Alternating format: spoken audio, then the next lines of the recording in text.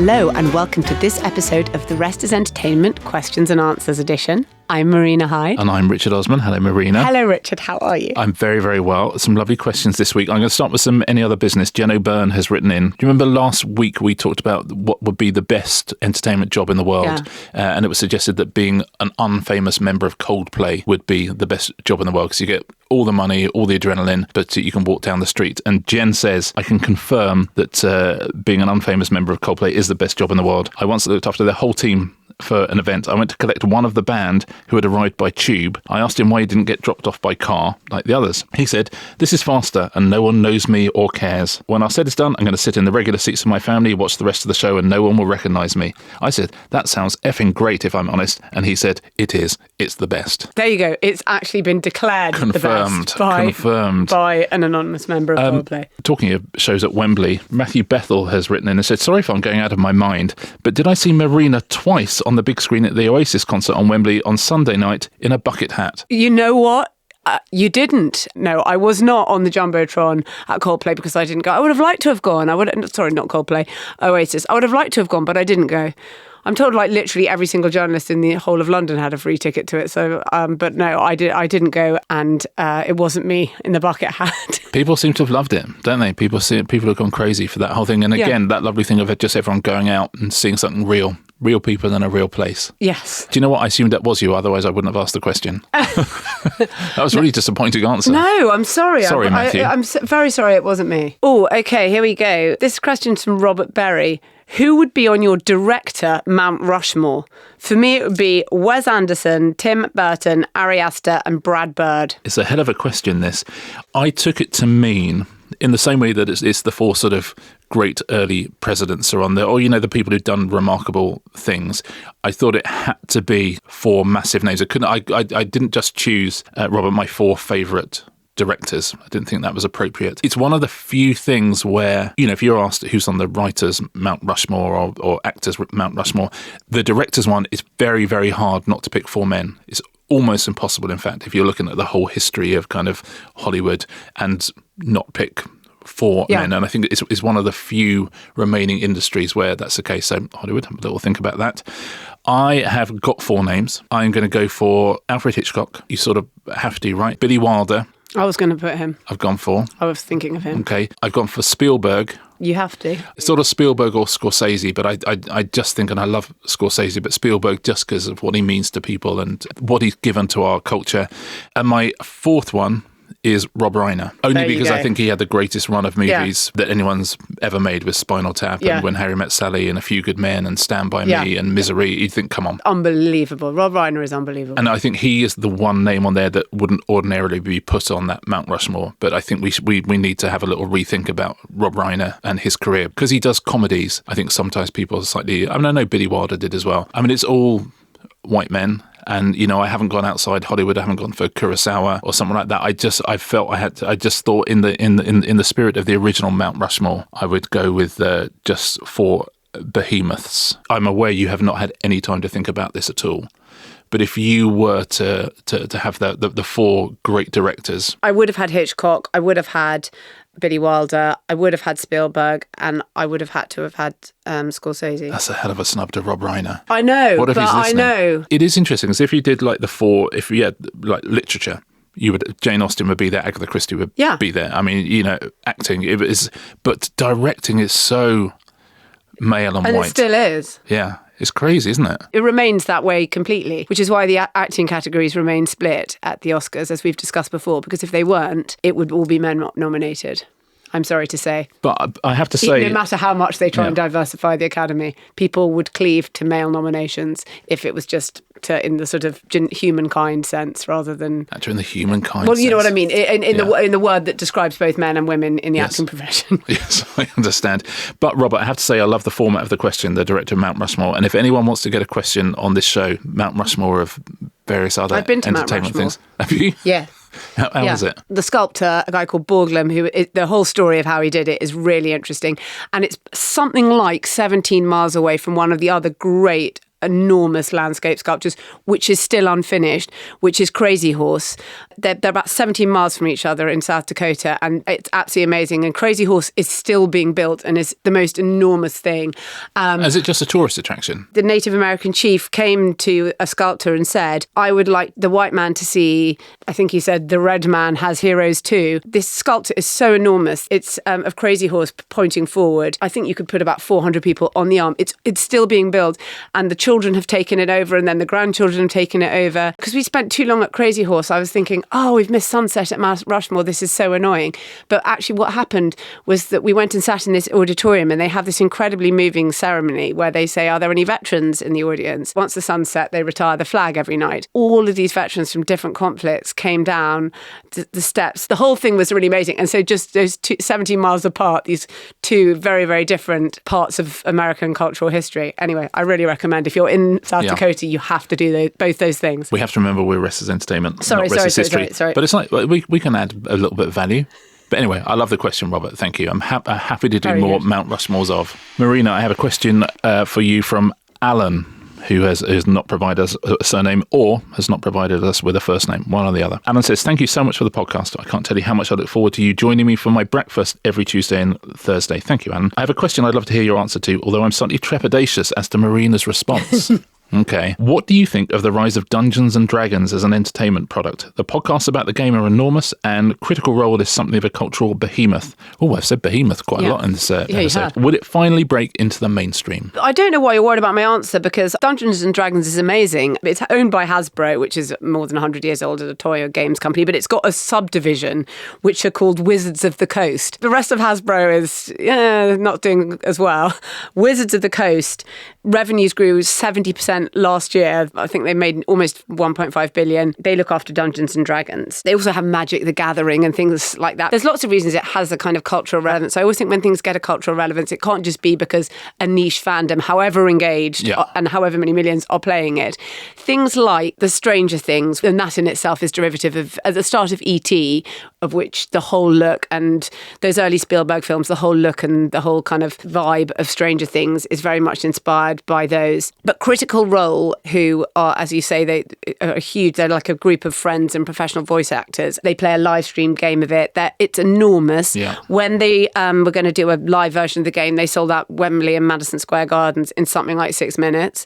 Amazon has begun animating old episodes, and they're 4 seasons in. Critical Role actually have their own game, which is called Daggerheart. But that in itself indicates the sort of health of all of this, because Daggerheart is becoming huge, and therefore, it's not just like a space that's really, really big, but it's basically Dungeons and Dragons. Lots of people who worked at Wizards of the Coast now have helped develop this for Critical Role. Live streaming, Twitch, all of those things have obviously helped.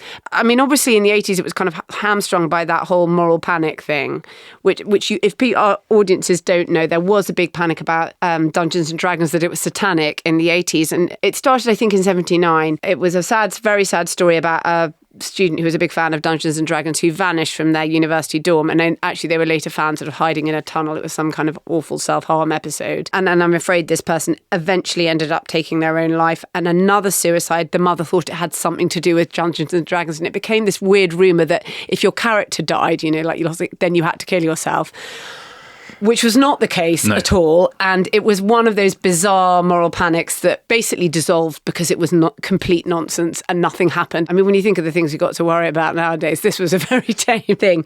And Dungeons and Dragons is very sort of, I don't know, it's inclusive. It's a huge, huge thing. I don't know, it's the biggest game in the world, I guess, tabletop game, as it were. Yeah. And you can make anything of it. If you've ever played it, and I have played it many times, you can. Yes.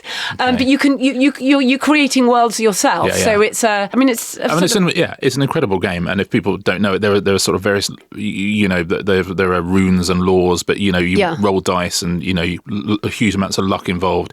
And it's a story, but the story can go off into lots of different places. You can take it where you want to. You can take it where you want to, and again, we talk about it a lot. It is a reaction against the speed of our culture. Yeah. My son's in a Dungeons and Dragons game that goes on for like 2 years or something. Yeah. And it's like a saga, but it's a group of people all hanging out with each other, all chatting. You don't know what's going to happen. If you love the mythology and all that sort of, there's lots to hang on to. There's lots of kind of, at heart, it's just a bunch of people hanging out with each other, doing something absolutely nuts. It's interesting that the movie what it was called, Honor Amongst Thieves. Yeah, I enjoyed the movie. Yeah, but it didn't do anything. No, it didn't do very well at all. No. And it's interesting because Hasbro obviously have tried to monetize lots and lots of their properties into kind of cinematic worlds. And it's interesting that the things that have taken off are stuff like Critical Role and the live streams and all of those things. It's that's the right.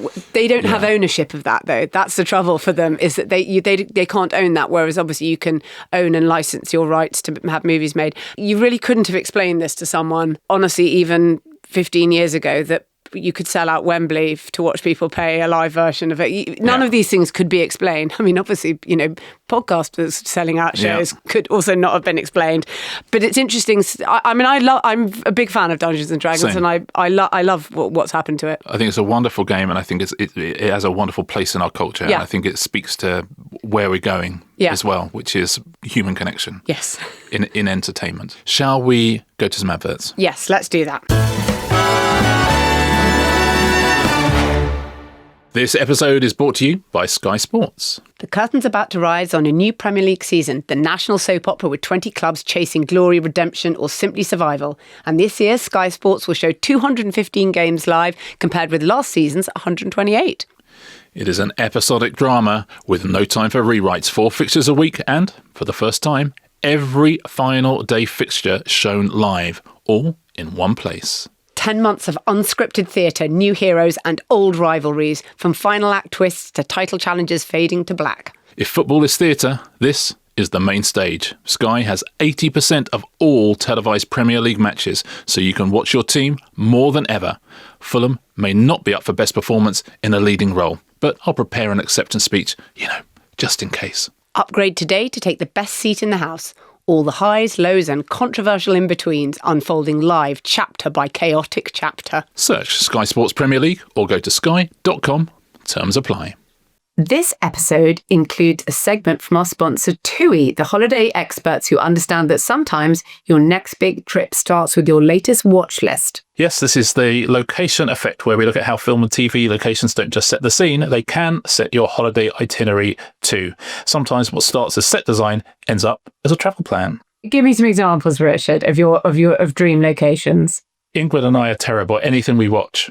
If it's somewhere beautiful, say, let's go there on holiday. If someone has a nice house, we just go, should we live there?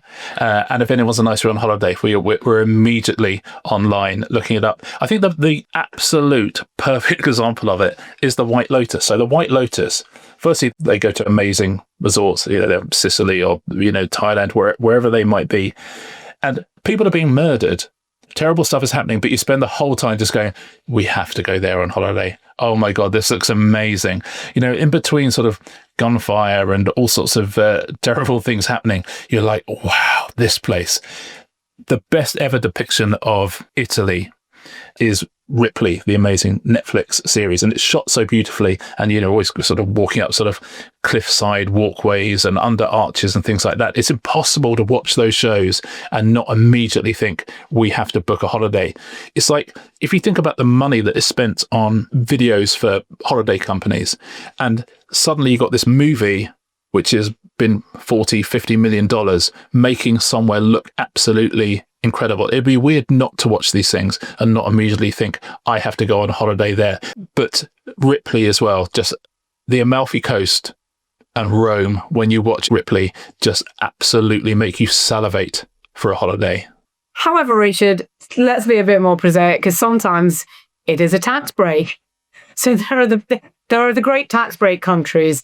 Morocco actually offers up to 30% back in production rebates, which is why it will very gladly play anywhere for you. That's where the Colosseum was built for Gladiator 2 in the desert town of Ouarzazate.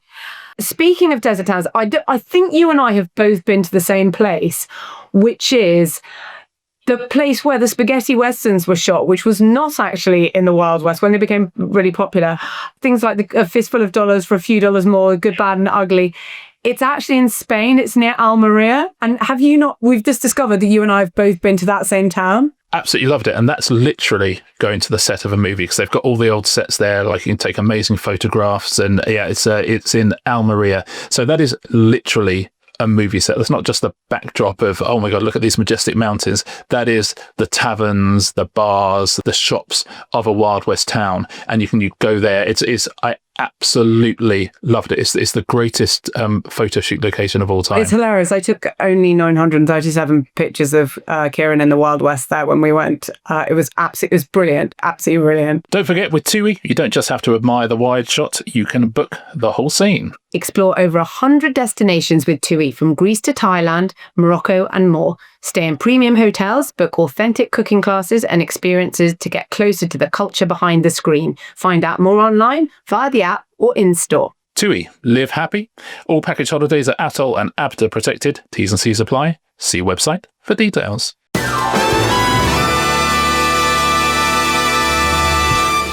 Welcome back, everybody. Now, Richard, you recommended Murder by Phone, that great documentary about EncroChat It's so last good. week. Yeah. And also so many people have come up to me in the street this week and said, thank you for recommending it. We loved it. Yes. Okay. Tessa O'Hanlon says, my partner and I are loving Murder by Phone, the EncroChat documentary that Richard recommended.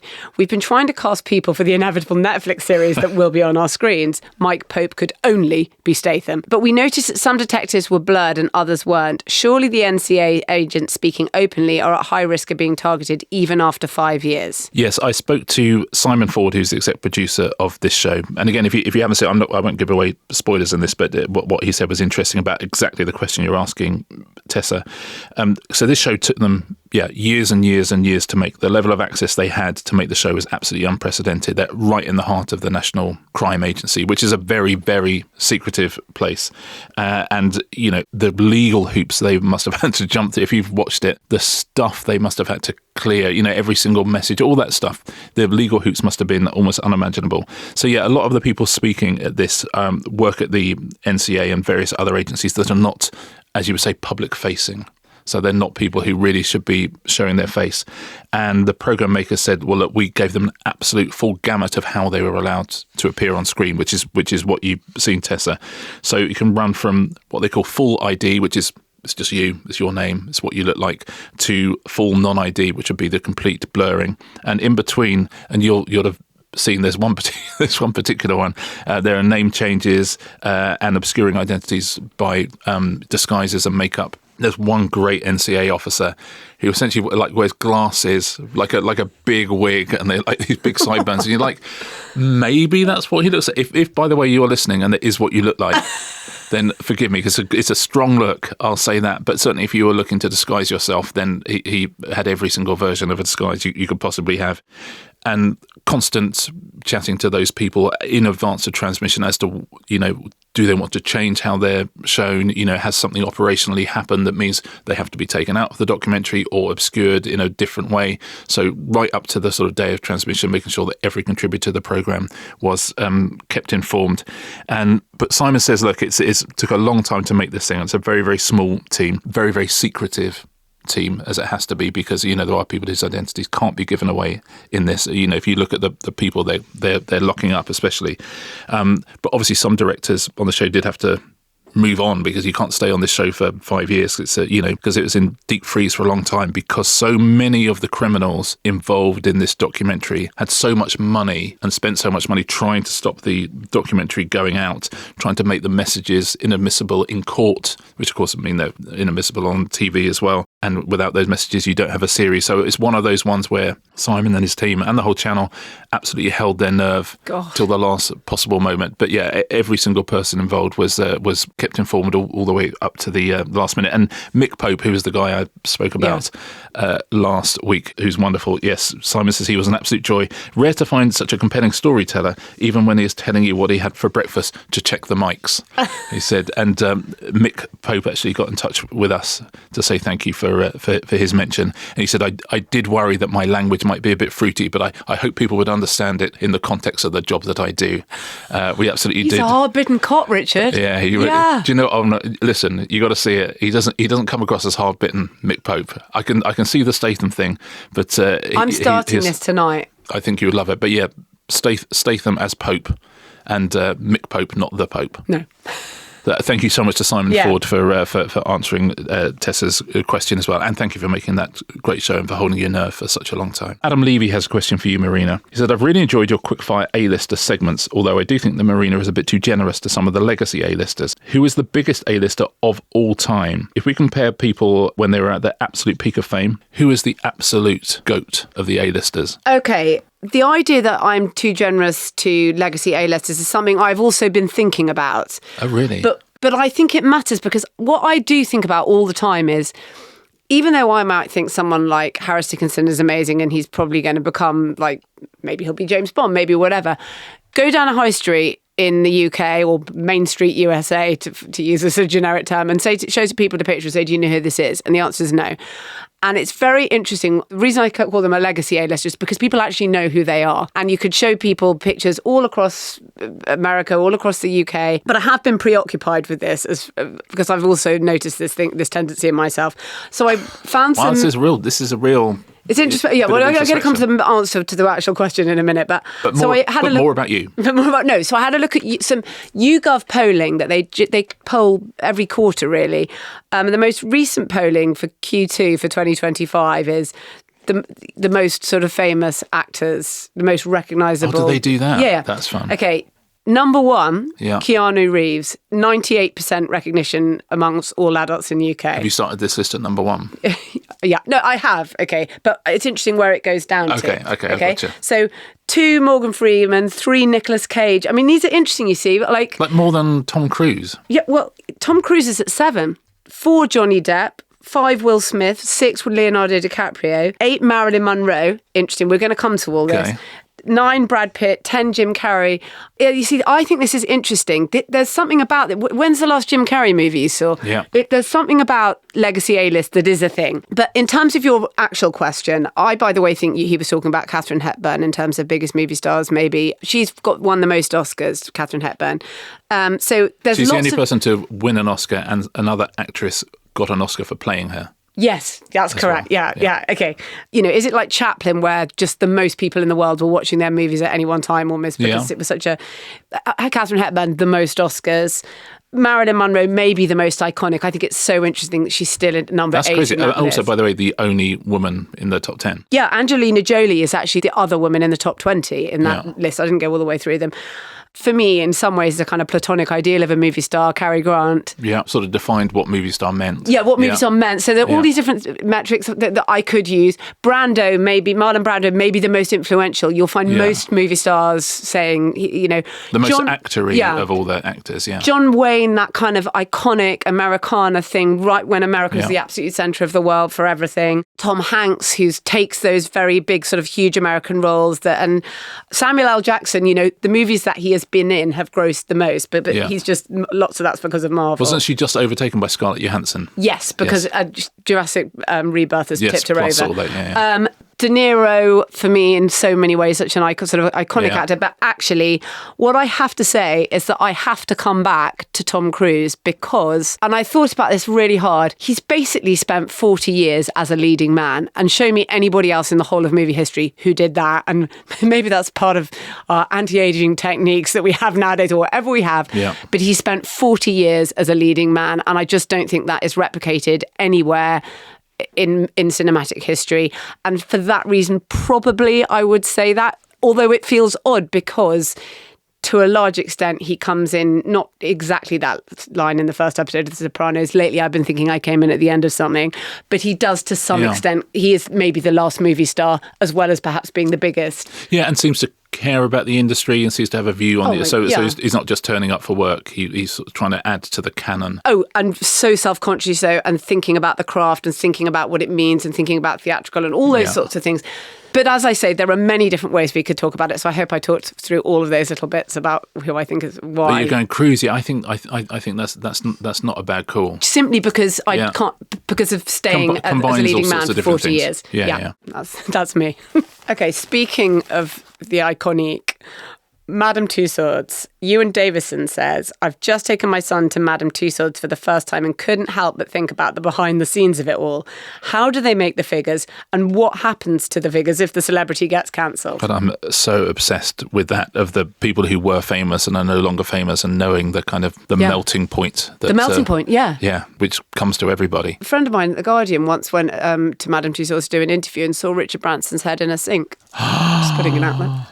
I had a story once. Someone was working at the Iranian embassy in the 70s, and they had done a waxwork of the Shah of Iran, and they had like a private view of it. And the Shah said, I want to be taller and thinner. And they're like, okay, we can do that. So they went away again and to make him taller and thinner. And in the meantime, he was deposed. And so it never turned up. It's now part of Kylie Minogue in the Pop Legends exhibition. Jo Kinsey, the studio manager at Madame Tussauds, is very helpful to us on this. She says it can take over a year to make a waxwork, like a with proper likeness. And the first thing they will do by and large is you have to have the celebrity's involvement. Really, they will come and pose. You will find a way between you and the celebrity of finding a way, like an iconic look that they have, or an iconic, just something that really represents them. Often the celebrities will donate their own clothing. So Timothy Chalamet's waxwork has got his own Alexander McQueen boots. So it's a process of, you start with a sitting, hundreds and hundreds of measurements, photographs, you scan the eye, the hair colour, all of that kind of stuff. Joe says it's a real mix of art and science, and you can really believe it when you see what they do. They start with a clay model, eyes are hand painted, each strand of hair is individually put in, skin tones done with oil paints. Hair, if you've got the hair, you have to use regular salon products. So you've got something, you really can just go down to Boots and get actual salon products to do the hair with, just like any real person would. Same with nail varnish and stuff like that. That's real, commercially available. So much nail easier varnish. to work with one of these and have to wait for the celebrity 9 hours for them to turn up to the appointment. Yeah, exactly. The dream. I'd love to do a waxwork's hair. They recently had to do 13 Taylor Swifts, because Madame Tussauds is not just in London; it's all over the place. So they've got 13 different Taylor Swifts. It took them 14 months. 40 people, 14 months to make 13 Taylor Swifts. That's like a exam question, isn't it? Yeah. Dressed in various different bits of the Eras tour, and using the same swatches and material that Taylor herself had used. And props as well. Joe was saying they had over 20 trials to get the exact consistency of a marmalade sandwich for Paddington. But in terms of who's in there and when people get, kicked out, they're always looking at, news events, social trends, things like that, fan requests and stuff. We drove past Madame Tussauds the other day, and Harry Styles is the big one. Harry's home, it says at the beginning. So they're always looking at that. They're always sort of trying to find current icons, of course, but current icons who might last. So Harry Styles and Timothy Chalamet are going to be around for a while, I would say. There comes a point where you think, well, this person's going to be here for at least 3 or 4 years, and then it's worth your while. But obviously, people do get retired, and there's a storage facility where all the retired and rotated characters are archived. That must be the single creepiest place to work. I was just about to in say, the whole world. Could they not franchise it into some sort of horror movie thing? Some of them aren't melted down. So some of them, if you just think, this person's day is done. Leo Sayer, might have been melted down at some point, but lots of them are still, they're like sitting there on the subs bench in case they become famous again. That's a game show. Or if Harry as well. Styles gets cancelled, you've got to draft someone in. Harry Styles will not be cancelled. He's not going to get cancelled. But I'm just, as I say, a complete mix of art and science. You get incredible artists doing those things, but then you also get ones in, I'm not going to name any of the facilities, but I think we all enjoy an off-brand Tussauds. If you ever find one in any city in the world, I strongly urge you, if you're an ironist like myself, to go on in there and to have a look. Because my best one ever, I went to one in Nanjing in China, and they had this waxworks thing. It was so brilliant. There were only 3 British people in this whole waxworks. David Beckham, barely recognisable. Yeah. Stephen Hawking was there. Interesting. And the third one of every single British celebrity ever, every single cultural icon we've ever had from Britain, every single person who might have made a splash in China, who might be kind of universally recognised. Apart from Beckham and Stephen Hawking, the third one was Lucian Freud. Yeah. No. Yeah, the artist. Did he look ironically like a Lucian Freud? Do you know what? I don't know if he looked like Lucian Freud because I didn't. But he looked a little bit like a Lucian Freud. I loved it so much. Do you know what? I tell a lie because James Bond was there in the form of Daniel Craig, but looking so unlike Daniel Craig. It was like you have to just guess which other game is to guess which other celebrity or 1980s footballer they had been before. Yeah, exactly. He did look. He looked half melted. But yeah, a bad wax museum is one of the greatest things in the world. He appeared as Lee Sharp. Yeah. Yeah, I wonder if Lee Sharp if he's in some sort of storage facility somewhere just off the Westway. I would love. I wonder if they'd let us have a look around. I'd love to see the. Yeah, ideally at the dead of night. Poorly lit, maybe just going around with a phone torch. Oh, it'd be amazing. I mean, they never would ask for my wax. Firstly, that's a lot of wax. But if they ever did, you'd have to say no. Because you know that you're going to be, at some point, you're going to be melted. You know, everyone understands that in a show business career that, you know, there's a waning. But that's a real physical example. You know, you're literally melted down and turned into soup pollard. That's too much perspective. Too much perspective.